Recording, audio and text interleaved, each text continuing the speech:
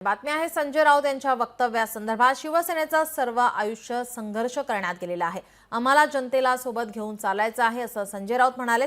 तर महाराष्ट्रात अनेक प्रश्न आहेत, राज्यातील जनता अस्वस्थ आहे, सत्ता परिवर्तनाशी जनता असहमत आहे असं संजय राऊत म्हणाले।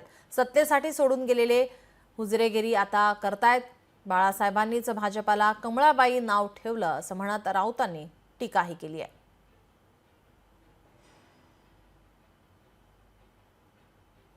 आम्ही सगळे लढणारे लोक आहोत, वर्षानुवर्ष आम्ही संघर्ष करतोय। सत्ता हा काही आमचा ऑक्सिजन नाही। नक्कीच निवडणूक आपण लढतो, 50-55 वर्षापासून लढतोय आणि शिवसेना सत्तेवरती फार कमी वेळा गेली। बाकी आमचं सगळं पक्षाचं आयुष्य हे संघर्ष करण्यात विरोधी पक्षातच गेलं।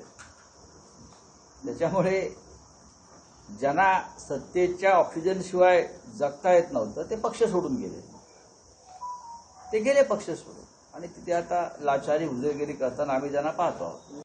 कमळाबाई नाव भाजपला कोणी ठेवलंय? बाळासाहेबांनीच ठेवलंय ना।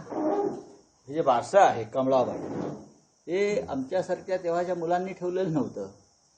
कमळाबाई म्हणजे आपल्याकडे पद्धत आहे कानात नाव सांगण्याची, माहिती आहे ना बारशाला। कमळाबाई हे नाव योग्य ठेवलं आणि शिवसेना प्रमुखाच्या तोंडून जर कमळाबाईचं नाव आलं तर कोणाला आक्षेप घेण्याचं कारण नाही, ते आहेच। आणि त्यात चुकीचं काय आहे? सगुणाबाई असते, सुगंधाबाई असते, तशी कमळाबाई आहे। लोकशाही मराठी ऐका, पहा, जागरूक रहा।